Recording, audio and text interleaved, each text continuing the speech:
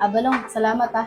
Hindi dahil sa'yo, mapapalayas na kami ni Papa. Kasi ako nagpapasalamat sa mayari ng pera. Loko ka talaga. Pero salamat pa rin, Balong ah.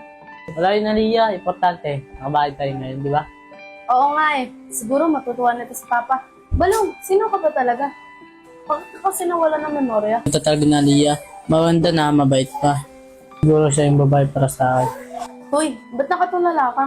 Ah, wala. Asa ba yung papa mo? Di ko nga alam eh. Umuulan na nga, nag-aalala na ako eh. Oh, ayun na pala si Papa. Oh, nak.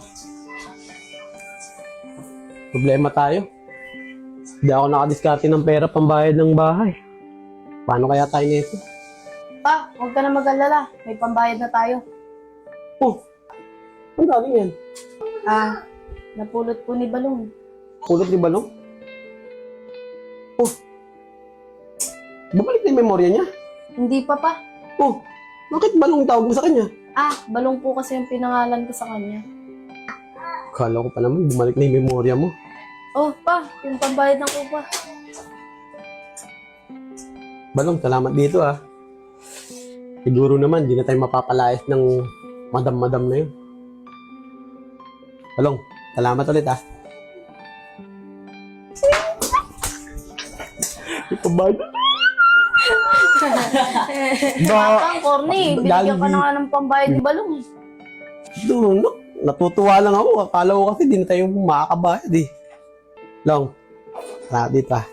Hila, papayga na ako. Balong, salamat ah. Nakita ko na namang masaya si Papa. Oh, Balong, kumain ka muna oh.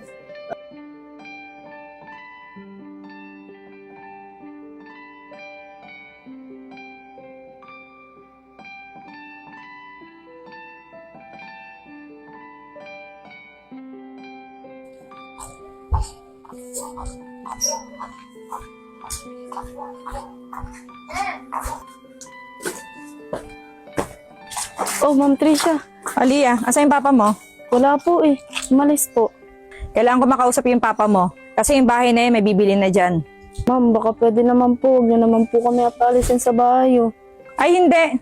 Hindi na ako nakapagbayad ng upa nyo eh. Tsaka darating na yung bibili ng bahay na yan. Ma'am, huwag ka naman ganyan sa tao. Bigyan mo sila ng balugit. Huwag ka nga makialam dito. Sino ka ba? Ito rin na po. Ano, Balong? Boyfriend mo. Alia, boyfriend mo? Eh di sana kung anak ko na lang yung inasawa mo, hindi sana hindi kayo naghihirap. Huwag niyo na pong ipilit sa akin yung anak niyo. Ayoko po sa kanya. Pwes kung ayaw mo sa anak ko, malis na kayo dyan. Ma'am Tricia!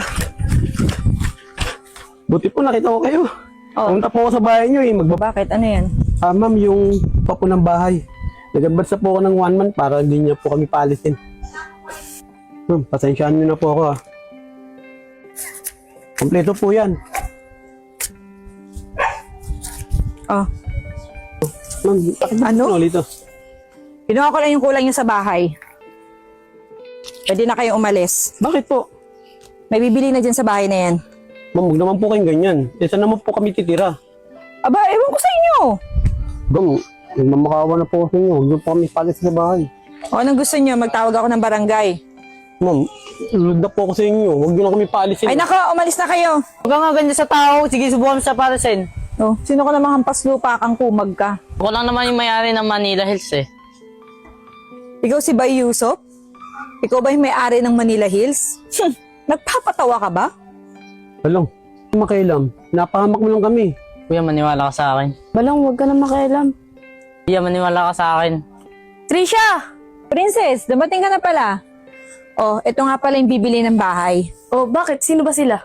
Siya daw yung may-ari ng Manila Hills.